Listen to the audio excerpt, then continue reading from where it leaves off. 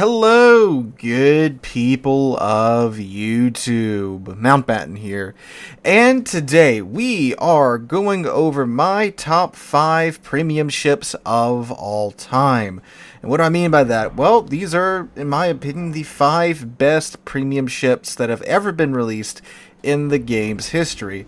Now, there is a caveat with this. I'm only including ships that are currently available to purchase, meaning that ships like the Julius Caesar or some of the older removed premiums, ones that currently aren't available, but you know, sometimes maybe come back, like the Missouri in the whatever event they bring the Missouri back in sometimes for, or like Musashi at the auction or Smolensk at the auction. Those ships aren't included. Only ships that you can for sure go and purchase at some point during the year are included in this list. So that's the caveat there. And I am including resource ships as premium ships. I know they're technically not premium ships, but you know, they're still special or resource ships, whatever. I call them all premium ships. There are some differences between the two of them, but for the purposes of this video, it's all in the same. So those are the conditions of this list. So without any further ado, let's go ahead and get on into it. Coming in at number 5 is a ship that has changed for sure a lot in the game. I should say the game has changed a lot since the ship has come out, but she is still an amazing ship, and that is the Tier 10 Soviet bias ship herself, the Stalingrad. Now, the Stalingrad, like I said, the game's changed a lot since the Stalingrad was released. The Stalingrad was one of the first original large or super cruisers. We called them super cruisers back in the day, but then we got actual super cruisers now, so that happened, but we call them large cruisers. You know, these cruisers that have, you know, tier 9 battleship HP and, like, you know, smaller battleship-ish caliber guns, like, you know, 305, 310 millimeter guns. Stalingrad was one of the first alongside the Kronstadt. And Stalingrad, it's been a journey for the ship. When she was released back in the day, man, this ship was just godlike in this game. Every competitive strat had a Stalingrad in it. The thing was nigh unkillable from bow in because it had pretty darn good armor in the front half of the ship. It's got, again, you know, tier 9 battleship HP, and it got the cruiser burn time. And you could build into it because we didn't have different commander skill branches like we do today. So you could take, you know, all these survivability skills and have like a completely just, it didn't matter how long you burned for because it was so short, right? And yeah, man, you got these guns with the Soviet bias ballistics. They slice through the air. They have pretty much no air track, so they maintain their penetrating power well across the map. Slap radar on this bad boy, the Soviet bias long range radar, and my god, this machine was one to be feared. You'd park on a rock, point bowing toward the enemy team, and the enemy team would just have to sit there and just spend forever trying to farm you down with HE or find some battleship with large guns to try and get into your side and get at your citadel. And yes, the ship was godlike back in the day, but the game has indeed changed. We, of course, got the commander skills reworked where you can't build into survivability anymore in cruisers. Then they slapped the battleship burn time on the Stalingrad. That was a big old nerf bat to her utility there. I'm sorry, to her survivability there. But just, you know, the fact that you can't actually farm a Stalingrad down now with HE. And then, of course, we got new gimmicks, new ships in the game. We have the hybrid ships and the Dutch cruisers with their airstrikes. So when you are, you know, hugging an island like a Stalingrad does, you know, you get firebombed to death. And then, of course, with the CV rework, CVs became much more of a thing, and they can get through your AA now. It did have DFAA, and back in the day, you know, DFAA was quite fearsome when used, but, you know, now if it's a good enough CV player, they can still get through the DFAA and get at your side. We have AP rockets, so a lot's changed. Oh, then, of course, submarines were introduced into the game, too, so now if you're hugging an island, that's just asking to get shotgunned by a submarine. So despite all of those changes that were pretty big bonks to the Stalingrad's, you know, OP-ness, it is still a really freaking good cruiser. Not used near as much as it used to be in competitive anymore, but still for random battles, this is a really, really great cruiser to use because the guns are still the Stalingrad guns. They punch hard as hell. You can still citadel certain battleships across the map with Stalingrad, which is just absolutely ridiculous.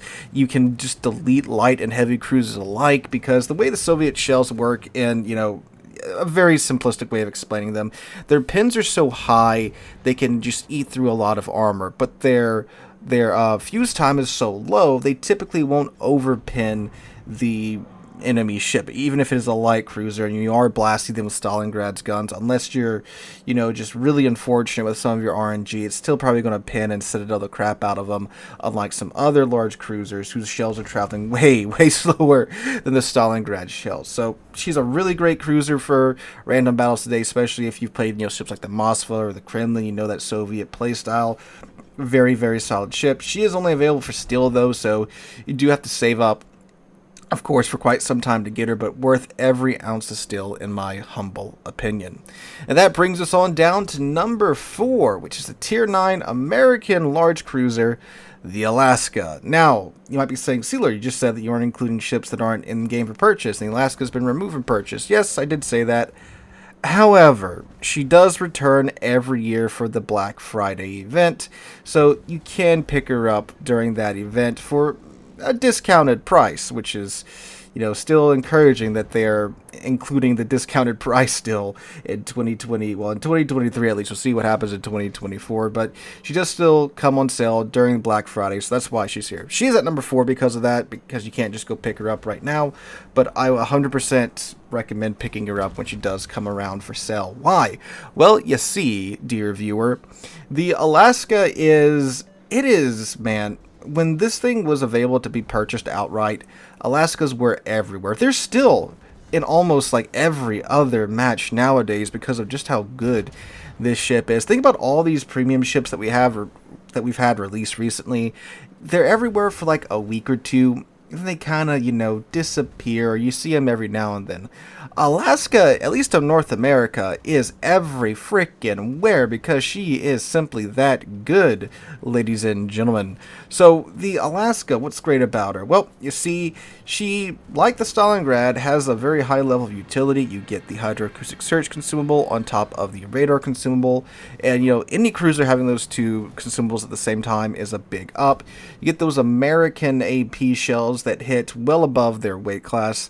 The Alaska shells, the AP at least, when you catch someone broadside or at an angle that your shells can penetrate, it doesn't really feel like you have, small battleship guns. It feels like you have like 14, 15-inch battleship guns with how much alpha and the pinning abilities of these shells. Now, of course, they can't overmatch, obviously, what 14-inch shells can, but it does certainly feel like you have 14-inch shells when the AP does bite, and it does bite quite often. Then you get to the point where you can't use AP because, again, you can't overmatch them because you don't have those large guns. But the HE is also really solid, too, on the Alaska. So if someone's going to bow into you, or they're angled enough to where you can't pin them, or you've got some destroyers in front of you, load up that HE, and you're going to make their day absolutely miserable, right? She's also fairly maneuverable. If you look at the ship too, she does sit fairly low in the water. So unlike the Stalingrad that you can pretty easily citadel if you get to its side, the Alaska is a little bit tougher there because you can't just walk up to it and citadel it. You can citadel it obviously, but it's nowhere near as easy as the Stalingrad. So she sits nice low in the water for that. And with all that in one package, you have a ship that is fearsome, that you can play in any number of ways, right? So many ships nowadays, you have to play it, one of two-ish ways, right, for the ship to really perform. The Alaska, you can play her close in with the AP. If you're good at, angling your ship, and you're good at those close quarters situations, you can also play her as a medium range cruiser, as she's probably best played, but again, she still works close range too. You play as a medium range cruiser, either hugging an island, or running around in the back like a heavy cruiser, and you can still play her as someone that you can just put on a flank and they can spam HE and just annoy the enemy ships or burn them down or be a wonderful kiter if need be. Then again, remember, you have radar, you have hydro all together on the Alaska, and it's just such a wonderful ship that, again, when it comes up for Black Friday, I of course highly encourage you to pick it up if you are of course in the market for a Black Friday ship, right? The only difference between the Alaska you see on screen and the Alaska you get in the Black Friday event is there's a little B behind the Alaska's name, and it comes with that Black Friday camouflage. Other than that, exact same ship, and one, again, I cannot recommend enough if you're in the market for one. And that takes us down to number third, which is the Tier 10 French destroyer, the Marceau.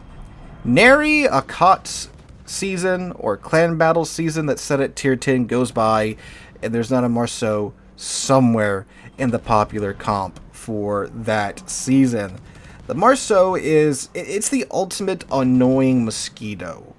It's a destroyer that, well, in simple terms, it's a Kleber with smaller guns with a faster reload, but no reload booster. That is pretty much it. The torpedoes are a little bit different too, right? If you want to like torpedo rush, the Kleber, I believe, is better suited for that. The Marceau, you gotta get all 4 of your racks off in order to do that. But other than that, that's the TLDR description of the Marceau, which means that the Marceau is better for being that just annoyance of a ship that you either have to, just bite through all the fires and all the shells that it's getting on your ship and ignore it for the time being, then deal with it later, or you have to drop what you're doing and deal with it because it's burning you down, right? So you got to do something in order to address it. The Kleber, for the most part, because of its lower DPM, you can kind of ignore it for a little bit while longer. But the Marceau, man, at least from my experience, they're great fire starters, and they have the speed that the Kleber has. They have the French damage saturation model, where essentially the ship takes like half of the amount of damage it really should, because the portions of the ship get damage saturated faster than every other ship in the game. And again, you got those guns that are just constantly going and farming you down, which means too that this ship is much better for close range combat than the Kleber. The Kleber, if you do have to get into some close range situations with some destroyers, you really depend upon your reload booster to really help you out there. Other than that, with that long reload time relatively for destroyer guns, you have the French damage saturation, but you're a big target, you're close range, your maneuverability and speed isn't really going to help you out too much there when you're like 4 kilometers away from the target, and you're probably going to get melted down. Granted, in the Kleber, you would probably take a large portion of the other ship's HP with you, but the Marceau, again, just with how fast these guns reload, it's just so insane. You could easily take on multiple TDs at the same time with the Marceau, and a good Marceau player is just one hell of a pain to try and deal with in randoms or in competitive. They're great at going to the open water on the cap, annoying the hell out of the enemy ships and taking some of that fire away from the friendly ships, because again, the enemy ships you're probably going to piss them off with the way that you're playing it, right? So they're going to try and shoot you, but you're so fast you can throttle juke with the injured boost and easily get 2-3 million potential damage per game if you really know what you're doing with the Marceau. Double points because, of course, the Marceau is a coal ship, so you can pick her up completely for free, and that is very, very nice indeed. And that takes us on down now to number 2, which is the Tier 6 British battleship, the Warspite.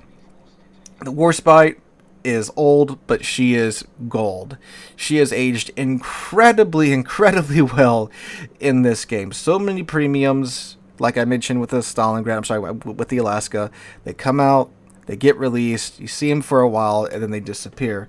Warspite is still around, still doing Warspite things, still being an excellent Tier 6 battleship. So, the Warspite's a ship I talked about many a time on the channel, so I won't spend too much time here with her.